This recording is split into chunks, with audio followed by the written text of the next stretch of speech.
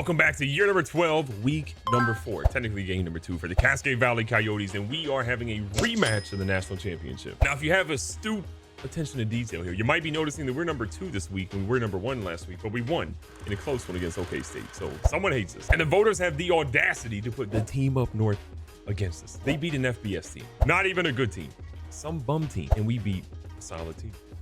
It is what it is. They have 11 more first place votes than us, so it's Michigan at 1, we are at 2, Penn State, UCF, and then the Ohio State University. If we take care of business this week against number 4 UCF, we're the number 1 team in the nation again, or we better be. Running out the rest of the time, you're going to see Alabama, Ole Miss, Florida all moving up a spot, as well as Navy, LSU up 2 spots, USC, Clemson loses their game against Notre Dame and they fall down from 6 to 13. Notre Dame goes to 14 from 18 now. Boise State still in there, Army. And then you're seeing a little bit of movement here. Virginia Tech goes up a spot. California sits at number 25 still, and South Alabama still in the top 25. The good news is, though, there is no movement in terms of the Heisman voting. We have never had a back-to-back Heisman winner, but maybe this is the first time. Tyrell Brown, obviously a very special player. 25 carries, 152 touchdowns, and a couple of receptions for 22 yards. He sits at the top. Mikael Williams has moved up there from Ole Miss. Ole Miss is looking pretty good this season. They just had a big win against Vandy. But his stats were kind of so-so in my opinion. So we'll see if he can keep bidding out Caver, Crosby, Gibson, and now Mikael Williams, but I feel good about his chances. Now, from a recruiting standpoint, we're still honestly in a really good spot. We've got good movement overall. A lot of these guys were the number 1 team for, but we did add a couple of new guys that we're trying to basically get better in their good graces for. You're going to see some people down here like Javon Ford, who's actually still in a good spot. We added David Redding, who is a middle linebacker that we were number 1 on, and then we sort of backed away from, but because of some other guys moving out of the way, going back after him. And Dominic Bell, who, again, both these guys are pretty fun. If you look at their stats really quickly, 79 overall with a +7. He's got solid speed, nothing crazy here, no burners, a middle linebacker. Same thing kind of here for David Redding. Solid speed, but great acceleration, high tackle, good hit power, good pursuit. I think this guy could be not a year 1 starter, but a year 2 or a year 3 starter for sure. But we did sign a lot of big prospects here. We got a tackle, Matt Webb at 82 overall. Damon Owens at 73 overall guard. Akeem Williams at 73 overall defensive end. So a little bit of depth overall right there. Laress Tisdale is an 81 overall athlete. Trevor Bailey-Smith is the prize jewel, a 5-star strong safety. So we ended up moving on from Brock as the other strong safety prospect we were looking at. And then Jacob Coleman, who we signed obviously in the very beginning. This recruiting class is honestly shaping up really nice, but we've got plenty of work to be doing. Our UCF team, obviously Corey Harper, their senior quarterback. This dude is 6'8", 212 pounds, and has an absolute cannon for an arm. So we got to be watching out for him obviously today. Nick Williams, O'Neal. We look at their running back position. They're going to have Katravius Easy. They're going to have a Terry Brown. Terry Brown actually got hurt. He's their faster running back of the 2, so we won't be seeing him this week. And then we go to wide receiver. We're going to see Johnny McMillan, the junior, 84 overall. Chris Jackson, 84 overall as well as a senior. They've got good talent here as long as the freshman Shane Allen, who's coming in at 6'4", not great speed. There's not really anybody with great speed outside of Jackson on their team. But we still have to be careful because this is a Valentine. And then as a quick reminder, we need to pass to the tight end for 100 yards and have 2 sacks on the linebacker today to make both of our prospects feel pretty good about coming here. Kirby, we don't know if we'll even get him. He probably will end up going somewhere else, but we got an opportunity. Why not take it? All right, time to get things going here against the UCF, and oh boy, that defense is ready. We're gonna need a little bit of luck from that offense today. The defense has got to lock into. This is questionable. He's got boom on an absolute dot. An absolute dime. And what I will say about Taylor Reed is that he makes some crazy tight throws, work incredibly well. This one's going to go to McBride. We need those passing yards to the tight end, and we got 21 there. Only 1 run at Tyrell Brown. We're going to change that right here, get him an opportunity to get inside the red zone and get some yards for his squad. And oh my God, what a juke move. And looking like a Heisman on that run. Gets the pressure on the QB. He throws one. It's a lame dunk, and Rodriguez Gibson is continuing his reign of terror on opponents. Rodriguez Gibson coming out here saying, I am that guy, pal. And oh my God, is he that guy? Taylor Reed looking to get something going, but he can. He throws it away smartly. Reed again, making some adjustments here. He's so smart for a true freshman. Sees Jay Bohm, take the easy thing in front of you and make it work. They're down. Got to imagine a blitz is coming. They don't go that way, but they do get Tyrell Brown in the open field, which is dangerous for your ankles, but he doesn't quite break away. Only gets 8 on that. Has some options, doesn't really like anything here. He's going to go ahead and get rid of it. Again, don't force anything. We do not want to turn the ball over. 2nd and 10. Staying with that passing attack. It's been so good today. We're trying to get one here, and Joe McBride looking great. Another big reception for him. Underneath, a nice pass. Chris Mack will take the 4-yarder. Underneath again is where Jay Bohm is starting to eat, and we're seeing again. He had 130 receiving yards last game. He might be on pace for more today. Taylor Reed putting on a clinic right now. Quick pass here to Joe McBride, and McBride! They say he's down at the 1. First and goal, 4 minutes left here in the first quarter, and so far this has been Cascade Valley every single moment of the game, and we're going to extend our lead now to 2 touchdowns. We actually simmed a little bit too far. We simmed 1 play extra, and Desmond Simmons gets an interception for a touchdown, so it's looking bad for UCF right now. UCF with the ball back after a costly turnover. Their quarterback has just been razzled so far. Playing here in Cascade Valley is not for the faint at heart, and Mikael Lanier with a nice hit after 11. Third down, 7 yards to go. Christoph Houston trying to shut down the middle of the field. He sees the guys a little bit late, however, and they get the first. It's been honestly a rough first half for Corey Harper. He's got 2 interceptions and only a couple of passes thrown, but he's got some dots out here as well, including the previous one to his rookie or freshman wide receiver, Shane Allen. CF goes for a quick one. Quarterback panics a little bit, but finds a pocket here with his back. I'm assuming his starting running back. He gets hit hard, but Travius Easy goes for 24. Trips left here for UCF. We're watching the quarterback trying to get out to the outside, potentially. They haven't really tried anything crazy on the ground, but why do that when you're throwing dots like this? Our biggest fear here is how bad we've been with leads so far this season. We had a monster lead, obviously, in the first game of the year. We ended up choking that and coming down to a single-digit game before we won by 10. This feels kind of similar. Reed under center. He's using that a lot now. We got a true passing quarterback, and he throws it to someone who's just on the wrong team. Second interception of the young season for him, and UCF's in a really good spot. First quarter's winding down. 2nd and 12 here. They throw one. We got Michael Lanier, and he's there playing everywhere so far today. This man has been elite, and he shows it again. When Michael Lanier decides to put his name in the hat for the NFL, he is going to be a top 5 pick at worst. It is unbelievable how talented he is. And look at our fullback, Chase Calete. I see you. This is close. Tyrell Brown doesn't animate for it. All he had to do was put his hands out. Last play of the first quarter here. The squad needs something. They go to Jay Bohm. Put some respect on his name. The offense has been good. We'll look past the interception, obviously, because honestly, it was more of a great play, but the offensive line cannot let something like that happen again. Be back under center, makes an adjustment. You want to look elsewhere, but if Jay Bohm's this wide open, you got to keep feeding him. 3rd and short. Just need a little bit. And they say Brown did not get it. 4th down, inches to go. Need a little bit from the offensive line, and they finally give us some good blocks to get 6 yards. Taylor Reed again, 1 big mistake so far today. He's been electric outside of that, and Jeremiah Butler, look at that. Say, get off me, little boy. He's in the end zone, and Cascade Valley is killing it right now.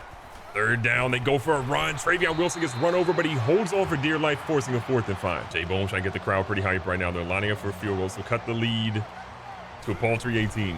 Kick is up. It is going to be good, and UCF is in double digits finally. 3 minutes left here. Cascade Valley obviously cooking. We're going right back to Jay Bohm because this dude is balling right now. 2:40 in the clock. They just blitz everybody. Everybody was blitzed. 2nd and 13. Oh my God. No one's covering Joe McBride. Get that man more yards. We need that for a challenge. 1st and 10 again. This offense is cooking. Beautiful pass here. Mikael Smith getting a nice grab for 14. Got to make sure we close this drive out with a touchdown. Putting UCF in an impossible spot in the second half. And Tyrell Brown, just do your thing, young fella. 2nd and short, try to take a little bit of clock away from UCF. They are watching this like a hawk, but Tyrell Brown fights for his bread for the 1st down. 1st and goal under center again. Close, and Jay Bohm, his 1st receiving touchdown of his young career. I gotta imagine plenty more coming right after that one. We're trying to put as many points as we possibly can against this team because we hate them, and we hate them. Taylor Reed throwing it on the run. Tyrell Brown. Way to get out of bounds, young fella. Back out here. Taylor Reed says, I'm keeping it, buddy. And Taylor Reed showing the 65 speed. The best feelings about this game is that we know that our backups are going to get some playing time today. Our starters have just been so much better than UCF, it's not even close. Tyrell Brown already has 2 rushing touchdowns. Looking for his 3rd rushing touchdown of the first half. We still got a chance. Offensive line has definitely been not a great spot for us in the first 2 games of the season, but they get enough blocking here for the 3rd rushing touchdown of the first half. UCF's going to hate us after this game. And 10 watching the halfback out of the backfield. They throw one of the sideline Byers. A name we haven't said much this season with a heads-up play. Coach Fullwood had the issue with his kicker in week 1, and he's saying, I don't trust him at all. So he's not coming out on the football field, which is wild to think about, but it is what it is at this point. A dot throw to Chris Mack, and they say he didn't have his foot in. I mean, that looked good to me. Coach McMervin's challenging the play. We think his foot might have been down, and we hate UCF. Let's get a look at it. Not a good challenge.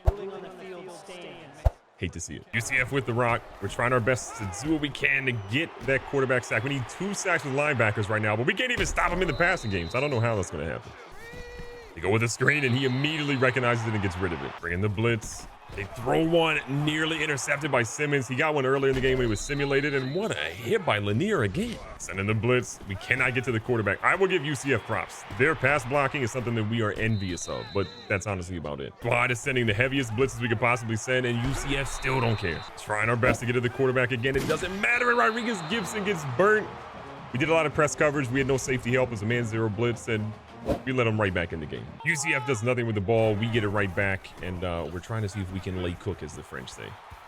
Reed stops, pops, open up shop, and hits Chris Mack for a 30-yarder. Back to the run game. Tyrell Brown trying to get something. It's one of his best runs of the game, and it's only 7 yards. Back at it on 2nd and 3. There's not a lot to love here, and Reed's getting rid of it. Need 3 yards. Who else but Jay Bohm? Jay Bohm is going to get his 2nd receiving touchdown of the game. Making plays on defense, making plays on offense. Soon be making plays on special teams when he gets some blocking, but he's a stud. 3rd quarter is winding down. Can't imagine we're going to have most of our guys in the game still after this. A lot of the starters are definitely going to be out, but look at Mikael Smith eating up some yards. 30 more for him. Tyrell Brown still trying to get it started. It's been a rough afternoon for him, but he gets the blocks. He's got the speed. Can he get in the end zone? He fumbled at the 1. Tyrell, what are we doing? So they say the fumbles at the 3-yard line. Coach Mervin McMervin obviously annoyed, but he knows that things like that can happen when you're trying to do the extra to get in. But he gets 4 rushing touchdowns today. Not a lot of yards, but a great day at the game. Well, our starters have been great. It's time to see, though, what some of our other guys have. I'm really excited to see Mac Thornhill. He's got talent. He hasn't really just had an opportunity to play because of being behind, Warren Fullwood and being redshirted last year. But I think he can absolutely make some plays. He's a little bit faster than what we're going to see from our starting quarterback this year, and he's got some moves. Or Derek Johnson, who had a monster first game. Again, multiple rushing touchdowns for him. He's going to get a nice 6-yarder here. Nice check down here. Roshan getting involved in all facets. He's such an underrated player on this team. Kind of a nasty combo here. Bohm, Thornhill, and Johnson Jr. See what they got on the wide receiver option. Nice little pitch out here. Jay Bohm in the open field, makes a miss, keeps his balance, keeps fighting for his bread, and the longest run of his career goes for 25 yards. I know we spent a lot of time talking about, how good a running back is and some other things, but I think there's a genuine concern that if anybody dethrones Tyrell Brown, it maybe could be Jay Bohm. Isaacson here at running back, our backup wide receiver, and you can tell the speed really ain't there for Michael Isaac. 2nd and 10 here. Jay Bohm might have a concussion, but at least he held on to the rock. Thornhill again makes a quick adjustment here.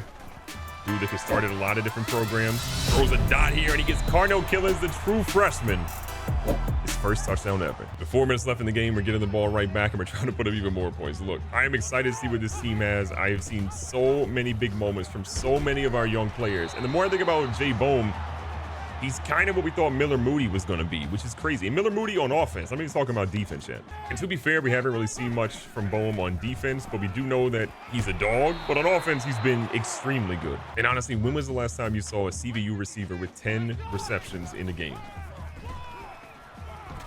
Maybe it's a combination of our quarterback being better this season, but it's pretty crazy. And a lot of you guys are going to hate on the legend, Warren Fullwood. Don't hate on Warren Fullwood. Without Warren Fullwood, there's a lot of games that we don't win in the history of CVU. Like, he was an important part to get us over the hump. So you got to put some respect on his name. Adjustments here. We're getting Johnson Jr. be moving around a little bit.